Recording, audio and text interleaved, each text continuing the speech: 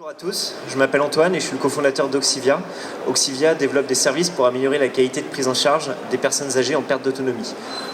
On travaille aujourd'hui sur un premier service qui répond à la problématique de suivi et de traçabilité de l'hydratation des personnes âgées en milieu médicalisé, et notamment en maison de retraite médicalisée.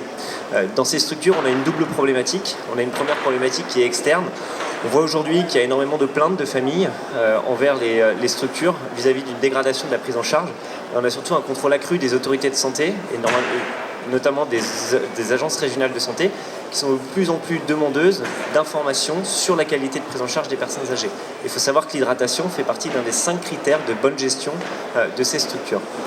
La problématique est également interne. On est dans des structures où finalement le médico-social est là depuis très longtemps et finalement peu de process ont été mis en place et où la suivi et la traçabilité se fait énormément de manière orale et surtout via du papier. Et il faut savoir que dans ces structures, on a un fort turnover du personnel qui est de près de 30% chaque année. Et le tracking aujourd'hui est fait avec des feuilles de papier où le personnel va venir suivre les personnes âgées en difficulté au sein de la structure, mais c'est quelque chose qui est extrêmement chronophage, peu fiable et finalement peu utilisé. Donc en fait, le premier service d'Oxivia a pour objectif d'assurer de manière automatisée sur une population relativement large le suivi et la traçabilité de l'hydratation. En fait, on va développer des verres intelligents qui vont venir de manière complètement automatisée suivre l'entièreté des prises hydriques dans les structures, donc c'est un dispositif médical. La deuxième chose qu'on fait, c'est qu'on va aider les structures à traquer les problématiques d'hygiène de ces verres-là, parce qu'il faut savoir qu'il y a des audits internes et externes sur le suivi hygiénique des solutions.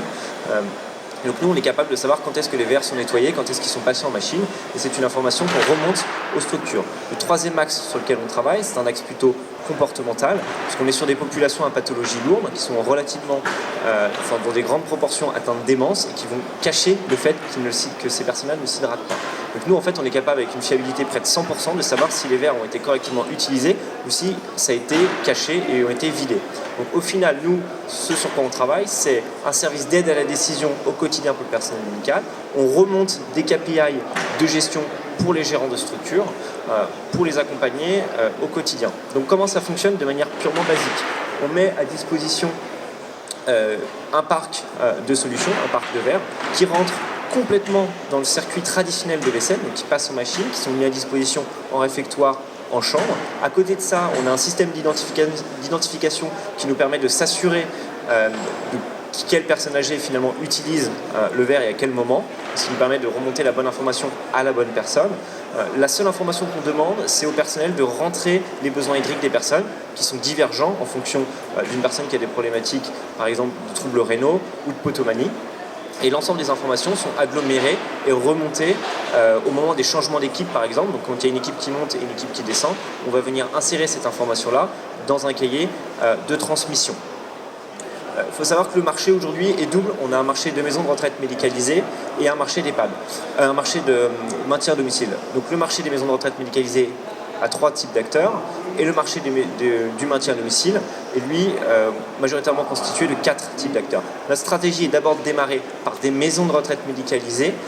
On veut devenir en fait un fournisseur de services innovants pour ces structures qui sont en réel gap d'innovation et derrière de diffuser ces offres-là dans le cadre du maintien à domicile.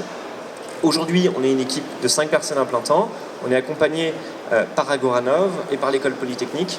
Nous sommes également lauréats du concours mondial d'innovation de cette année et lauréats Scientipol Initiative dans la catégorie Silver Economy. Je vous remercie.